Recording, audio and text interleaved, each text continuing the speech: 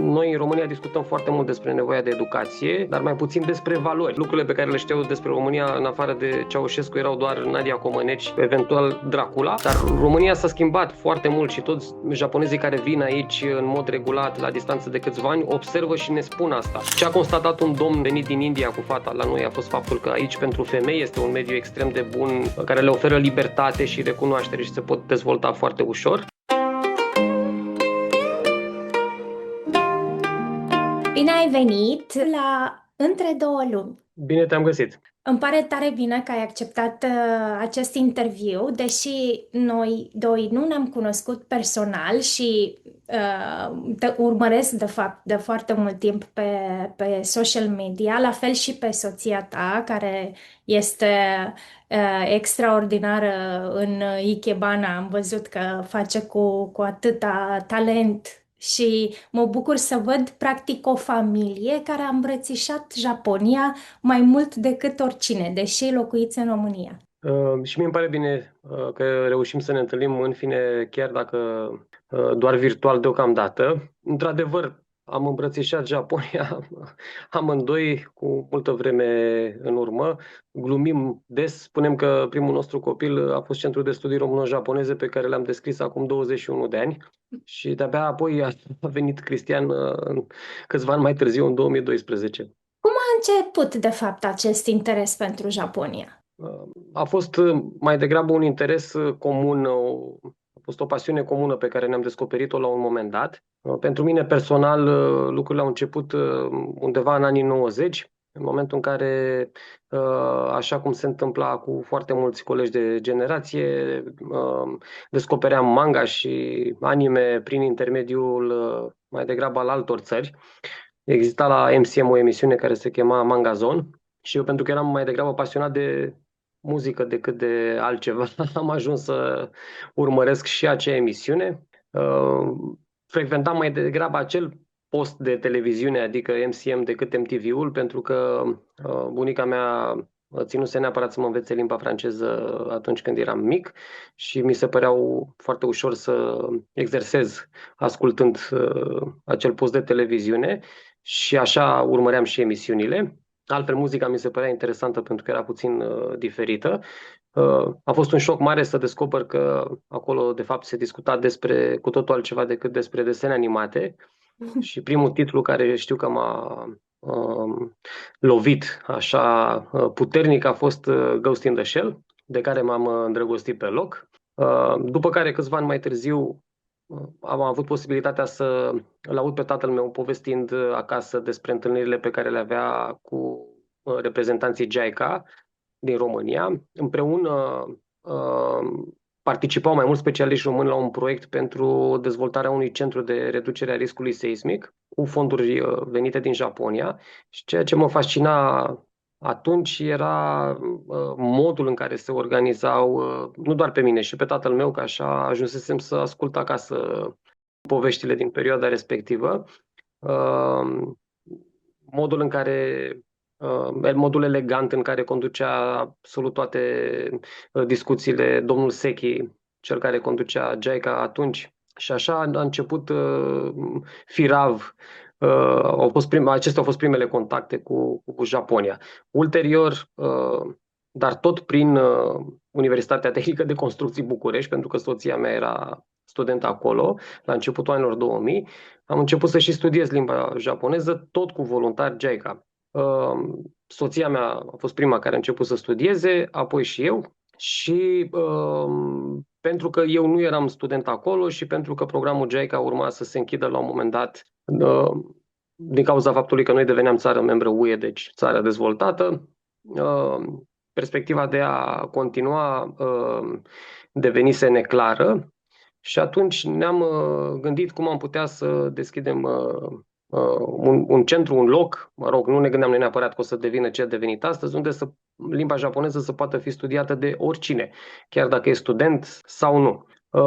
Și așa am făcut primul proiect undeva în a doua jumătate a anului 2004, încurajat fiind de decanul meu de atunci. Pe vremea aceea eu predam economia Uniunii Europene la Facultatea de Studii Economice Europene de la Universitatea Româno-Americană Și împreună cu decanul meu de atunci, adică domnul profesor Florin Bonciu, am realizat acest proiect pe care l-am înaintat unei mari companii japoneze care a fost încântată și a decis să înceapă să ne finanțeze și așa a început totul în luna mai 2005. Anul acesta aniversăm 21 de ani. Felicitări! Rectorul de atunci, Ion Smedescu, a fost de față, ambasada Japoniei prin domnul Hayashi. Așa a început povestea noastră și timid primele cursuri, două grupe de limba japoneză, câteva demonstrații de ceremonia ceaiului, de ikebana. Așa a început, cum să spun, apropierea noastră într-un fel mai profesionist de Japonia. Și interesant că atunci încercând să promovăm cât se poate de mult ceea ce facem, noi doi eram cursanți la absolut toate cursurile. Făceam atunci și ceremonia celui și, mă rog, doar soția Ikebana, pentru că eu nu sunt cea mai îndemânatică persoană. Când am deschis cursuri de Aikido la noi și Aikido, da, deci eram cât se poate de implicați nu doar în a le promova sau a le manageriat, dar și efectiv în a încuraja pe ceilalți să se implice. Care sunt asemănările dintre România și Japonia în viziunea ta? E puțin uh, ciudat când lumea spune, iată, chiar dacă suntem în colțuri diferite ale lumii, oamenii sunt asemănători aici.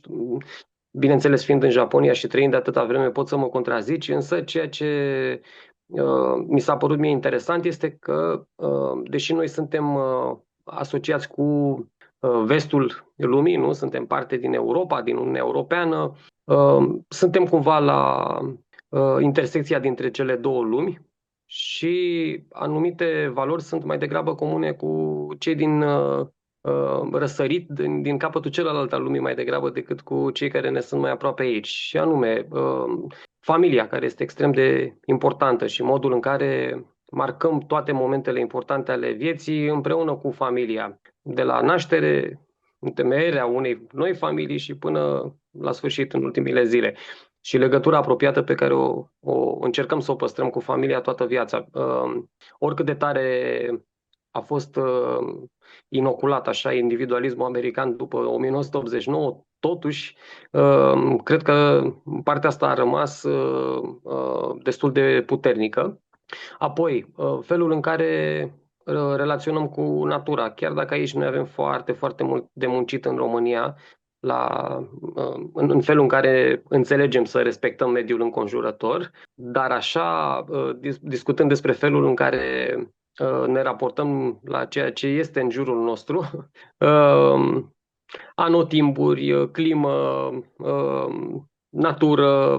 Cred de asemenea că pentru noi este un element important, aproape la fel de important ca și pentru japonezi. Din păcate, încă nu la fel de important. Și ar mai fi și altele, însă cred că totuși deosebirile sunt mult mai multe. Crezi că noi ca români avem ceva de învățat de la japonezi și ce avem noi ca români de învățat de la japonezi și ce crezi că ar trebui japonezii să învețe de la români? Unul dintre motivele principale pentru care am ținut neapărat să dezvolt centrul acela pe care îl creasem noi din pură pasiune la început a fost tocmai faptul că mi s-a părut că avem foarte multe lucruri de învățat de la japonezi. În primul rând, să vedem un pic dincolo de gardul casei. Chiar dacă, așa cum spuneam mai devreme, pentru noi familie e foarte importantă, noi, din cauza vicisitudinilor istorice, avem o mare problemă cu a înțelege importanța comunității. Din păcate aici comunismul și-a lăsat mult amprenta asupra noastră, încrederea în ceilalți instituții ale statului, vecini, nu știu, orașul în care stăm, compania în care lucrăm, toate lucrurile astea au fost încet, încet erodate.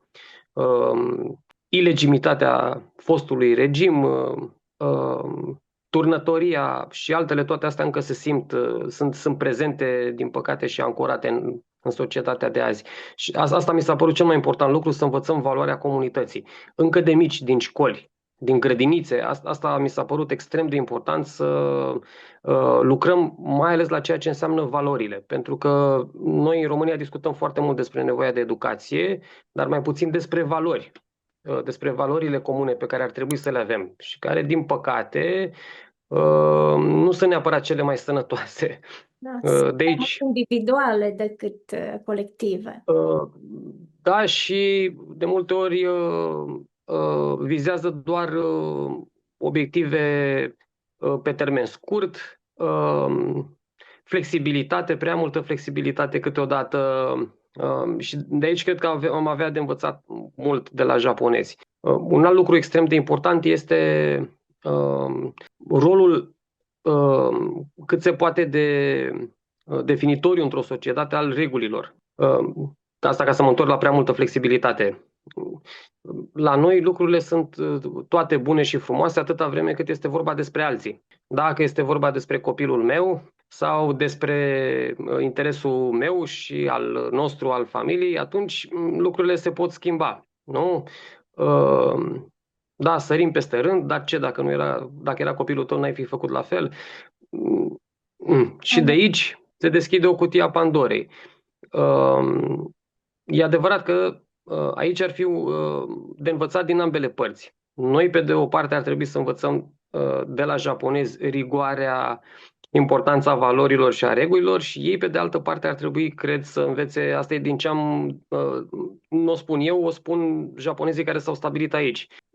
Ar trebui să învețe de multe ori să fie puțin mai flexibili. Și nu mă refer la flexibilitate în ceea ce privește valorile și aplicarea regulilor, ci tocmai la situațiile aparte ce pot să apară, la Nu sunt excepțiile. care nu trebuie să le Exact. iei din manual. Exact, exact. Și aici aș putea să și dau un exemplu. Un cunoscut, un amic japonez care locuiește în București de aproape 30 de ani, spunea că l-am întrebat de ce a decis să se mute aici. Ce l-a făcut să se mute în România? Și mi-a spus faptul că i s-a stricat mașina. Mergea pe un drum la un moment dat în afara orașului și i s-a rupt cureaua de transmisie. Asta nu e o poveste, cum să spun, rar întâlnită în România acelor ani. Cineva a oprit mașina, l-a întrebat ce se întâmplă având în vedere că era străin, a rugat soția să îi împrumute o pereche de ciorapi din bagaj și a rezolvat situația. Și asta spunea domnul japonez, i s-a părut absolut incredibil cât de repede și de eficient s-a rezolvat acel lucru. În Japonia, cu siguranță, ar fi trebuit să sune la asistența auto, să aibă răbdare, să vină. Doar un profesionist se putea ocupa de mașină și probabil că ar fi pierdut foarte multă vreme. Și genul acesta de inventivitate și de rapiditate în luarea deciziilor i s-a părut extrem de interesant. Da, deci aici cred că am avea de învățat și unii și alții și important ar fi acolo să se negocieze linia aceea Da. subțire de demarcație. Aș vrea să trecem un pic la centrul pe care îl conduci și să te întreb ce tip de studenți sunt atrași de limba japoneză? Ce tip de studenți vin la voi? Lucrurile au evoluat de-a lungul timpului față de acum 20 și ceva de ani. Lucrurile atunci când am început, lucrurile s-au schimbat puțin. Motivația din spate este una puțin diferită. Dacă vorbim despre generațiile mai mari, deci cei care începeau să studieze atunci limba japoneză și erau mai mari decât mine de vârstă, erau mai degrabă cei atrași de filmele clasice japoneze, Samurai, Kurosawa, Shogunul, așa, și practicarea artelor marțiale. Începuseră să studieze, nu știu, karate sau kendo și și-ar fi dorit să și înțeleagă un pic cultura din spate. Cei care erau generația mea, mai degrabă acolo era vorba de tot ce însemna Japonia aceea strălucitoare care ajunsese cea de-a doua economie a lumii, se lupta cu Statele Unite pentru prima poziție, tot ce însemnau branduri de succes atunci, peste tot, de la electrocasnice până la mașini, jocuri video, filme de animație, veneau din Japonia și atunci normal era toată această fascinație să poți să te apropii de țara de unde venea acea mașină fabuloasă pe care o conducea Ayrton Senna atunci când era campion mondial de Formula 1.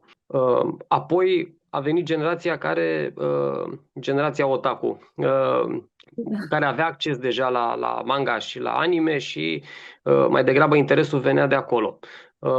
Apoi, pentru că am intrat în Uniunea Europeană și pentru că au început să aibă acces la burse de studii, burse finanțate inclusiv de Uniunea Europeană prin Erasmus+, apoi au început să apară acordurile bilaterale între universități de aici și universități din Japonia. Au început să existe studii inclusiv în limba engleză în Japonia și posibilitatea de a merge acolo să studieze chiar și full-time, chiar dacă nu vorbeau perfect japoneză. Toate acestea au reprezentat clar premise pentru un interes mult mai ridicat din partea generației tinere. În plus, pentru că acum vorbim despre o generație care este dependentă de ecrane și de vizual, faptul că se raportau la o cultură bazată foarte mult pe imagine și care se exprimă, nu? Complet diferit de noi, unde senzațiile, lucrurile sugerate, emoțiile, sistemul de scriere țin mai degrabă de zona vizuală decât de zona abstractă, de unde se trage, nu, limba română. În Aș vrea în să... limba franceză totul este foarte clar și exact. Și ce am descoperit în ultima vreme este că, și precis, logic, și gramatica limbii române e destul de asemănătoare. Ce am descoperit este că lor li se pare mult mai ușor să relaționeze cu poveștile japoneze, tocmai pentru că acum trăim în această era a vizualului. Deci vin mai degrabă din această zonă. Ce oportunități sunt oportunități reale pentru tinerii care vin la facultatea română-americană, da, și au posibilitatea de a merge și a studia în Japonia? Ce oportunități reale sunt? Aș vrea ca cei care ne ascultă și ne văd să înțeleagă de fapt ce oportunități au prin intermediul vostru să facă o carieră sau să ajungă în Japonia să studieze. Dacă acum mai mulți ani, atunci când am început, poate că oportunitățile erau ceva mai limitate și în ceea ce privește zona academică și cea ulterioară absolvirii universității, în momentul de față oportunitățile sunt extrem de multe. Și lucrul acesta s-a întâmplat nu doar datorită eforturilor noastre și a faptului că am reușit să diversificăm foarte mult paleta de parteneri activi cu care lucrăm și din zona academică și din zona de business, dar și datorită contextului internațional. Între timp, între România și Japonia există un parteneriat strategic care a intrat în vigoare deja de ceva vreme și putem spune, nu, că în acea zonă a lumii doar cu două țări România are acest tip de parteneriat, cu Republica Coreea și cu Japonia. Și acest lucru a atras în ultima vreme un număr mai mare de investitori aici, un număr mai mare de delegații române prezente acolo. Avem o ambasadă extrem de activă în momentul ăsta la Tokyo, care promovează, zic eu, foarte bine interesele României acolo. Și de aici lucrurile s-au dezvoltat destul de mult. Dar revenind la perioada de început, aș da și câteva exemple. Deci avem absolvenți care acum lucrează la Toyota Motor Europe la Bruxelles. Noi ne-am dorit foarte tare ca ei să se întoarcă aici, chiar dacă aici înseamnă în România sau în Europa. Marea majoritate a celor care veneau la noi la început erau interesați mai degrabă de zona aceasta de relații internaționale. Aceasta era principala poartă de rampă de lansare pentru o carieră ulterioară. Între timp și aici lucrurile s-au mai diversificat. Deci dacă avem absolvenți care lucrează la, nu știu, unul dintre cele mai cunoscute MBA-uri de la Tokyo, cred că aici e o cunoștință comună, probabil că ai întâlnit-o și tu pe Iulia, așa, sau la Guvernul Marii Britanii. Am o fostă cursantă care a fost angajată la NATO, la Bruxelles.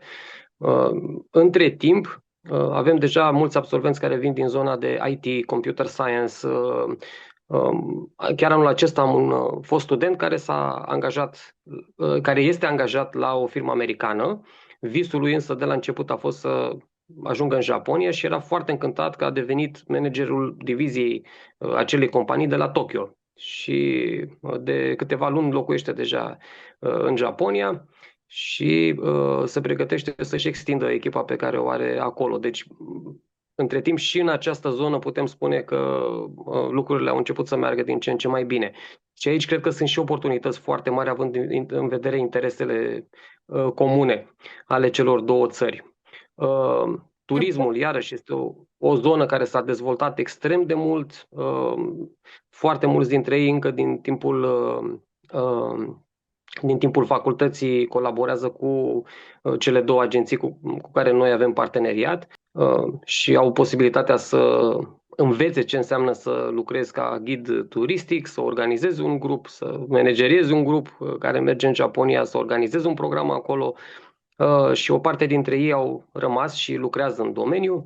Da, deci sunt din ce în ce mai multe domeniile în care ei pot activa. Bineînțeles, pentru o parte dintre ei, există și calea tradițională, aceea de a lucra în domeniul interpretare, traducere, dar noi ne-am propus de la început să nu mergem ca sferă de interes acolo, pentru că existau deja facultăți specializate în limbi și literatură străină și nu acolo era locul unde nouă ni se părea că e nevoie de a aduce ceva nou, ci mai degrabă în zona aceasta de viitor corporatiști, diplomație, mai ales ingineri și altele. Am absolvenți de medicină, de exemplu, cred că ai întâlnit-o poate pe Cristina Niculescu, Da. care uh, lucrează la Japan by Myself, a fost de câteva ori, a lucrat și ca ghid pentru cei de la Exact în Japonia, dar ea este medic, este specializată în boli infecțioase și lucrează la spitalul militar. Dar pasiunea pentru Japonia este atât de mare încât a lucrat la un moment dat ca interpret în București și asistentă cât pe perioada organizării concertului lui Miavi în România. Da, deci asta în timp ce era studentă. De asemenea, o cunosc pe Alexandra Barani, apropo de Japan by Myself, care la noi nu pot spune că și-a descoperit veleitățile artistice pentru că pasiunea pentru origami o avea încă de când era mică, dar talentul real în zona aceasta de producere a hârtiei în stil japonez Da. și realizării unor adevărate opere de artă, putem spune că s-a întâmplat în timp ce studia și apoi colabora cu noi. Deci inclusiv în zona aceasta artistică lucrurile pot să spun că s-au dezvoltat foarte mult. La noi la centru, de exemplu, s-a dezvoltat prima trupă de taiko, de tobe tradiționale japoneze din România. Menționai mai devreme pasiunea Andrei pentru Ikebana. Andrei este inginer constructor și unul bun, specializat în fațade cu structură metalică. Deci se ocupă de cu totul altceva în timpul zilei, însă seriile și în weekend, acolo jobul numărul 2 este Ikebana și spun că el a devenit deja o a doua specializare pentru că Andrei între timp este profesor gradul 2 al școlii Sogetsu, predă cursuri de Ikebana la Universitatea Română-Americană, alături de senseiul ei Nicoleta Oprisan, care predă de la Tokyo. Deci în momentul acesta avem câteva zeci de oameni care studiază Ikebana la noi și care de asemenea pot obține diplome și grade și pot să predea și la rândul lor mai departe. Deci iată o pasiune care s-a dezvoltat încet încet și care poate deveni un parcurs profesional în adevăratul sens al cuvântului. La ceremonia celui la fel, cei care practică sunt parte din școala Urasenke și obțin grade acolo.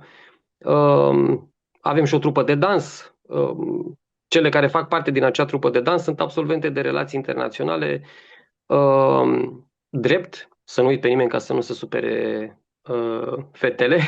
Eu cred că recunosc că o mare parte dintre absolvenții voștri i-am cunoscut. Zic o mare parte, pentru că doar cei care au rămas în Japonia sau și-au găsit,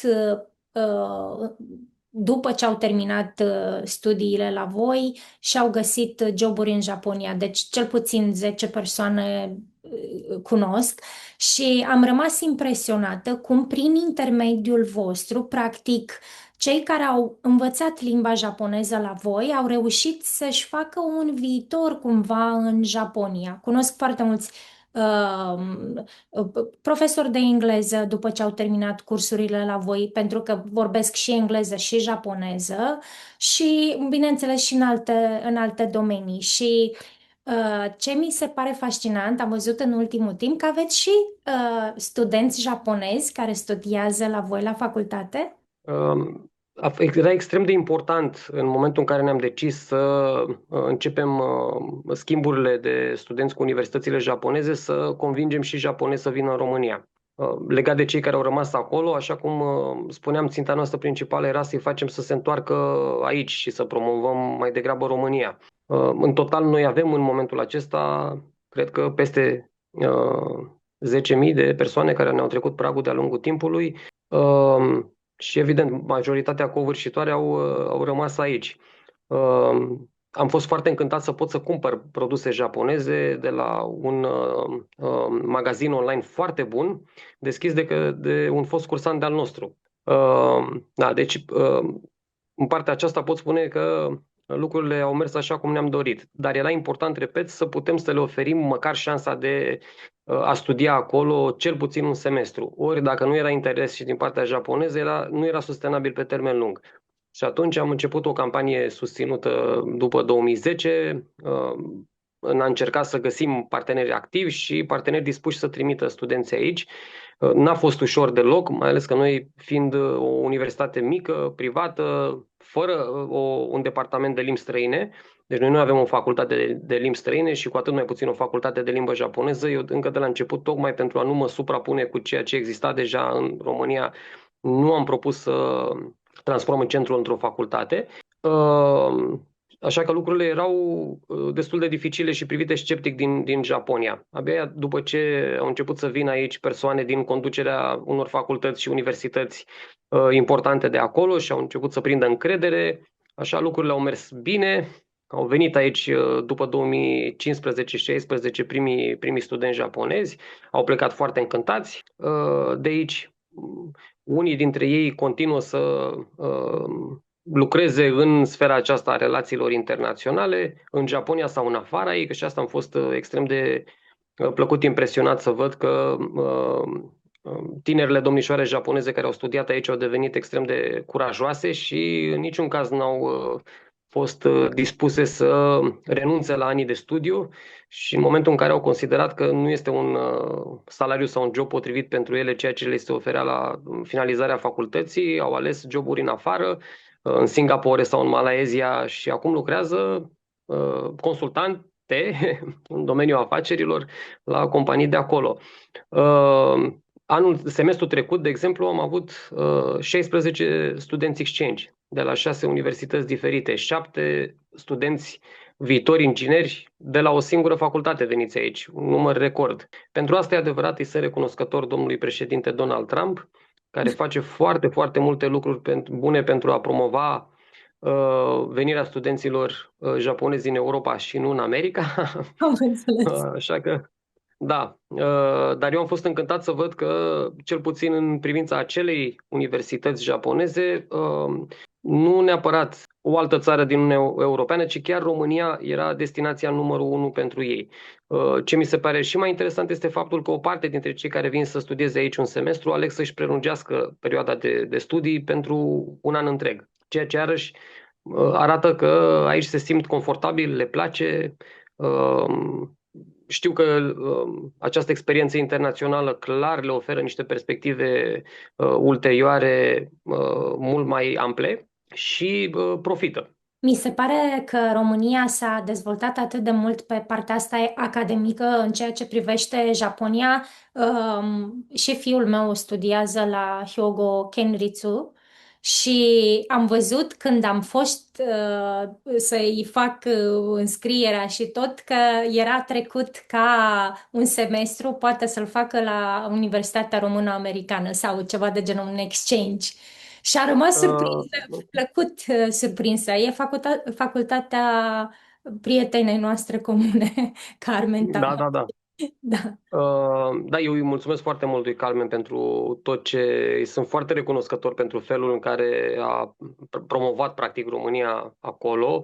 Este cu totul altceva atunci când încerci să deschizi, mai ales în Japonia, o poartă nouă.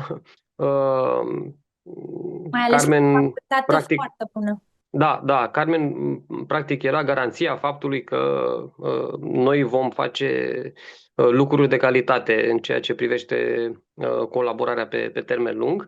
Uh, cu Hyogo avem o relație foarte, foarte strânsă. Aici le sunt recunoscători și companiilor japoneze care ne susțin, pentru că companiilor japoneze și române, că tot vorbeam mai devreme despre Free Spirit, Japan by Myself și Exact, care ne sprijină în acest sens. Sunt foarte încântat că sunt foști absolvenți din primele noastre generații care între timp au o carieră strălucită de antreprenori și ne susțin cu burse pentru studenții de acum. Și deci, pe lângă bursele Erasmus și cele oferite prin MOU, pot să beneficieze de aceste burse private. Între timp însă, pentru că menționai dezvoltarea relațiilor bilaterale, cred că la tine aici, la podcast, voi spune lucrul acesta în premieră, sper să nu se supere Carmen Sensei. Vom semna foarte curând un acord de parteneriat pentru un program cu diplomă dublă. Va fi primul program cu diplomă dublă între o universitate japoneză și o universitate din România, pe un MBA, un Master in Business Administration, ceea ce, iarăși, eu cred că este un lucru extrem de interesant, atât pentru studenții români cât și pentru cei japonezi. Ieri am avut interviu cu un student jumătate român, jumătate japonez. Nu știu la ce facultate, îmi pare rău că nu l-am întrebat și um, am rămas surprinsă de faptul că foarte mulți japonezi în ultimul timp aleg România și mi se pare extraordinar. În primul rând, cred că și datorită vouă, care promovați România cumva ca un loc safe pentru ei. Pentru că părinții japonezi, în cazul în care ai o mamă româncă și un tată japonez, e mai ușor, dar în cazul în care ești japonez jet be jet, e foarte greu ca părinții să accepte să meargă copiii să studieze într-o țară pe care nu o cunosc aproape deloc. Da, țin minte, în urmă cu mulți ani, când începusem să aducem în România artiști pentru galele noastre aniversare, întrebările pe care le primeam atunci erau oarecum bizare și de acolo a și plecat un studiu pe care l-am realizat noi ulterior la centru. Erau întrebări de tipul oare este o țară sigură România, având în vedere războiul și asta e cu mult înainte să invadeze Rusia Ucraina? Și întrebam, dar despre ce război este vorba? Cel din Siria. Și le spuneam, ok, știu, pe hartă pare aproape, dar practic este alt continent. Sunt Eu, vreo 2 mări până acolo, da, nu e niciun fel de problemă. De acolo plecând, sau întrebări legate de statutul nostru în Uniunea Europeană, erau foarte mirați că suntem membrii UE. Țin minte că la un moment dat a întrebat o doamnă pe colega mea cum de este atât de albă și că avea impresia că suntem undeva prin Africa. eu Da, și trebuie să-ți spun asta, eu cea mai stupidă întrebare pe care am primit-o a fost dacă avem curent electric și dacă avem mașini. Și da. deci atunci am realizat că imaginea lor despre România este, bine, e drept că nu de curând, de acum vreo 8 ani sau 10 ani, cam așa, dar totuși e câtuși de recent. Vina e în mare parte a noastră, dar eu am considerat că e și o oportunitate. Studiul pe care l-am făcut ulterior și în care a fost implicată inclusiv Iulia Țucmă, despre care povesteam mai devreme, a fost legat de modul în care ne percep japonezii și am descoperit că, în afară de generația în vârstă, cea trecută de 60 de ani, care avea acea imagine uh, Lui Ceaușescu. eronată, undeva rămasă în timp, în anii 70, final, început de anii 80, un stat comunist, asemănător cu Coreea de Nord, și lucrurile pe care le știau despre România, în afară de Ceaușescu, erau doar Nadia Comăneci Și și eventual Dracula, și atât. În rest, generațiile mai tinere am descoperit că nu știau despre noi absolut nimic, ceea ce nu e neapărat un lucru rău. Asta m-am gândit că stereotipurile formate încet, încet, din nou, și cu vina multora dintre concetățenii noștri în vest, erau mult mai costisitoare pentru noi decât faptul că nu știau absolut nimic. Uh, Repet, eu sunt extrem de încântat de ceea ce face Ambasada României acum. Avem și un institut cultural român foarte activ la Tokyo. Este comunitatea deja românească acolo, care, iată, inclusiv prin vocea ta, crește și este din ce în ce mai vizibilă și așa ajung să afle despre noi din ce în ce mai multe. Acum, în ceea ce privește strategia noastră, noi am ținut neapărat să le arătăm că nu doar li se pare că România este o țară sigură, ea chiar este în momentul ăsta. Știu că e la mod acum să ne plângem mult și să ascultăm propagandă tembelă, dar România s-a schimbat foarte mult și toți japonezii care vin aici în mod regulat, la distanță de câțiva ani, observă și ne spun asta. Și așa că atunci când mergem în Japonia, noi le spunem, știți, noi în România, de exemplu, apropo de ce s-a mai întâmplat prin alte țări, nu am avut niciodată un atentat terorist aici. Le povestim că universitatea noastră se află într-o zonă unde sunt exclusiv universități sau companii și un parc, cel mai mare din București, și că studenții japonezi acolo pot să circule uh, liber, inclusiv seara. Ce a constatat un domn venit din India cu fata la noi a fost faptul că aici pentru femei este un mediu extrem de bun, care le oferă libertate și recunoaștere și se pot dezvolta foarte ușor. Și a fost foarte încântat de lucrul acesta și atunci noi am ținut să spunem, iată, suntem o țară în plină dezvoltare.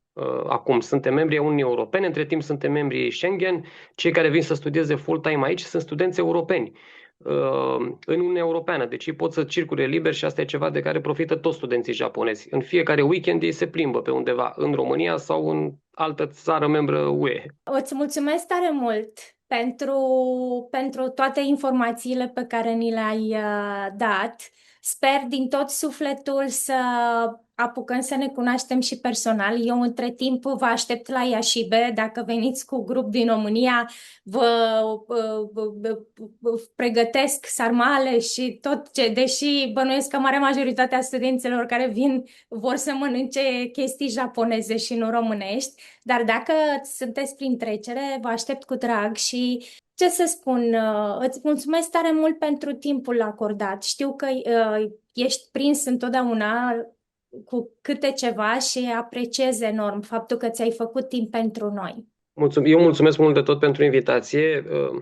Acum, de exemplu, mă pregăteam să răspund la un mesaj primit de la Ambasada Japoniei. Mai aveam câte ceva de strâns după celebrarea Hanami de sâmbătă și imediat după aceea intru într-o întâlnire pentru pregătirea unui eveniment ce va avea loc sâmbătă aceasta, realizat împreună cu Federația Română de Aikido. După care, pe 7 mai avem eveniment mare, celebrăm 21 de ani de când am deschis Centrul de Studii Româno-Japoneze Angela Hondru și avem invitații importanți din Japonia. Unul dintre cei mai mari maestri Ikebana, Sozan Nakamura, vine în România în premieră în Europa, de fapt. Îl aducem de asemenea pe unul dintre cei mai tineri maestri de Nihon Buyo japonez, deci un tânăr care a dobândit gradul de maestru la o vârstă destul de fragedă. E vorba de domnul Tokutaro Hanayagi și altele, deci mai avem multe surprize. Ne pregătim să mergem la Festivalul de Teatru Shakespeare de la Craiova, tot în luna mai, ediție de anul acesta dedicată Japoniei, și acolo pregătim niște surprize. După care vom pleca la Chișinău, unde Universitatea de Stat din Moldova organizează cea de-a 10-a ediție a Bunkasai. Au și ei o ediție aniversară și vom fi din nou acolo, așa cum i-am obișnuit pe prietenii din Republica Moldova, cu trupa de tobe, kimono-uri, ceremonia ceaiului, ikebana și altele. Toți cei care sunt interesați, deci să vă urmărească pe social media, da? Știu că aveți, sunteți destul de activi pe Facebook, pe Instagram, mai aveți și alte conturi și cei care sunt pasionați de limba japoneză sau de alte practici, nu? Și de ikebana sau Da, așa da. să vă contacteze, nu? CSRJ DSA este DSA de la Departamentul de Studii Asiatice, este contul nostru de Instagram sau pe site găsesc mai multe detalii csrj.ro. Într-adevăr, în afară de cursurile de limba japoneză, acolo este un lucru interesant. Ele sunt subvenționate de o companie japoneză mare. Costă doar un pic mai mult de 100 de euro pentru 4 luni. Asta a fost foarte important de la început, să existe totuși o taxă, pentru că limba japoneză nu e chiar ușoară și fiind un curs non-profit să știm pe cine ne bazăm totuși, dar ne-am dorit foarte tare ca partea financiară să nu fie o piedică și aici să poată să vină absolut toți cei care sunt interesați și talentați și care își doresc cu ardoare să ajungă în Japonia să-și vadă visul japonez împlinit. Îți mulțumesc. Sunt atât de, cum să spun, de încântată că am reușit să discutăm un pic astăzi și să vorbim despre ceea ce faci cu atâta pasiune. Vă Felicitări aștept. pentru tot ceea ce faci și eu îți mulțumesc mult pentru invitație. Felicitări pentru felul în care reprezinți România în Japonia. Mulțumesc. Și mie îmi pare rău că nu am reușit să ne întâlnim până acum. Din păcate, tocmai pentru că am venit în Japonia de fiecare dată doar cu treabă. Cunosc, da, Cele cunosc. mai multe ori însoțitor al unui grup de studenți și mai ales elevi, a fost destul de complicat, dar pentru că Gifu este o prefectură foarte, foarte frumoasă și ofertantă din punct de vedere turistic, de multă vreme ne-am propus să facem o Drag, oprire și la tine vă și știu că aștept cu drag. studenților li se face dor de mâncare românească în momentul în care se află în Japonia, așa că asta ar fi cu Cu drag. siguranță încă un atu. Vă servesc moldovenește, așa vă aștept ca la Iași, cu masa și cu mămăliguță și sarmale. Cum... Este greu să procuri mălai pentru mămăligă, că știu că asta era o problemă în urmă cu câțiva ani. Da, dar acum, după ce am lucrat la Expo Osaka, am găsit un importator japonez care importă Iată, făină de porumb din America. Îmi place foarte mult acea făină pentru că are exact textura făinii de porumb de la țară, cum pe la bunici mai găseai. Și atunci vă aștept cu mămăligă ca acasă, aș putea spune. mulțumim mult de tot. Și iată aici e o oportunitate în premieră la tine la podcast pentru producătorii români de mălai dacă vor să intre pe piața japoneză. Acum e un Cam moment greu bun. cu produsele, cu importul de produse românești Da, și da, da. cred că știm noi prieteni comuni care săraci muncesc de dimineață bună seara că e foarte greu, nu e chiar atât de ușor. E mai Da, ușor da. să-i obișnuim pe japonezi cu sarmale decât, nu, nici așa, că nici, nu prea. Adică pe noi ne poți obișnui cu sushi și produse de-a lor, dar pe ei cu sarmale și cu vinuri de ale noastre, cam greu. Dar noi ne dăm silit încet, Încet, încet. Da. încet, încet. O zi frumoasă, Șervan, Mulțumesc și mult îți încă o dată. mulțumesc încă o dată. La revedere! Eu mulțumesc. O seară frumoasă. La revedere.